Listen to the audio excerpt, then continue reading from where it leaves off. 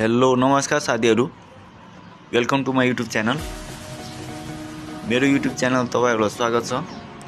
आज म फेरि पनि अर्को नयाँ भिडियो लिएर आइसकेको छु र आजको भिडियो रहेको छ 50 सब्स्क्राइबर पाइसकेपछि युट्युबले हामीलाई कस्तो फिचर दिन्छ त।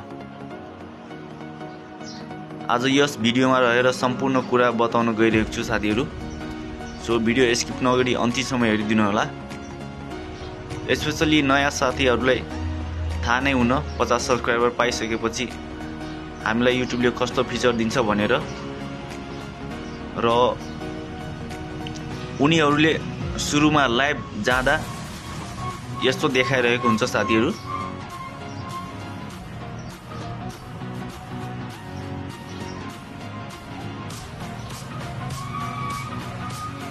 Almost there. Try creating more shorts to reach 50 subscriber and unlock live stream भनेर देखाइरहेको हुन्छ। यसको मतलब के हो त भन्दाखेरि साथीहरु 50 सब्स्क्राइबर पूरा भएको छैन र अर्को कुरा भन्नुपर्दा हामीले लाइभ जाँदाखेरि यस्तो देखाइरहेको हुन्छ। यसको मतलब 50 सब्स्क्राइबर गेन गरिसकेको छ र लाइभ जान एलिजिबल हुनुहुन्छ। यसको मतलब त्यही नै हो साथीहरु। र 50 सब्स्क्राइबर गेन गरिसकेपछि हामीले पाउने फिचर भनेको यही नै हो, लाइभ फिचर। हामीले लाइभ बसेर सब्स्क्राइबर र वाच टाइम बढाउन सक्नुहुन्छ।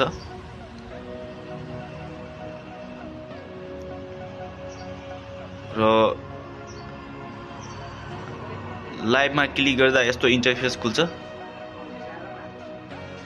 त्यसपछि लाइभ जानुभन्दा पहिला सम्पूर्ण सेटिङहरु मिलाउनु पर्ने हुन्छ साथीहरु। हामीले short video, long video upload गरे जस्तै यहाँ पनि सुरुमा सेटिङहरु मिलाउनु पर्ने हुन्छ।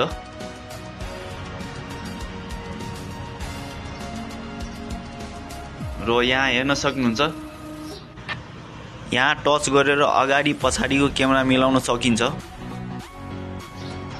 र अर्को यहाँ क्लिक गरियो भने चाहिँ होरिजोन्टल भर्टिकल मिलाउन सकिन्छ।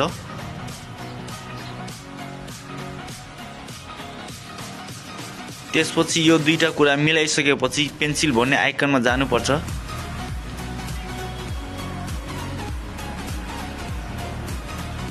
र पेन्सिल भन्ने आइकनमा गइसकेपछि यहाँ सम्पूर्ण डिटेल खुल्छ र यहाँ भिडियो अपलोड गरे जस्तै सम्पूर्ण सेटिङहरु मिलाउनु पर्ने हुन्छ साथीहरु। टाइटल, डिस्क्रिप्सन, भिजिबिलिटी सबै यहाँ सेटिङ गर्नुपर्ने हुन्छ।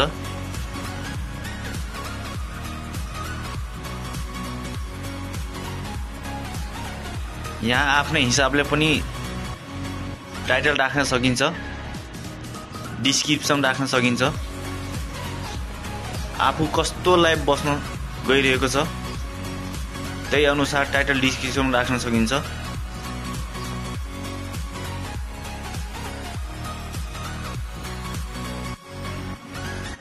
त्यसपछि लास्टमा टाइटल, डिस्क्रिप्सन, भिजिबिलिटीहरु सबै सेटिङ गरिसकेपछि नेक्स्टमा क्लिक गर्यो भने चाहिँ साथीहरु लाइभ सुरु हुन्छ।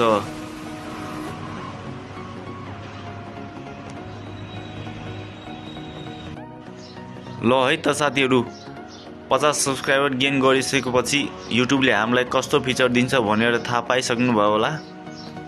हस् त, keep watching and supporting. Thank you. See you in the next video.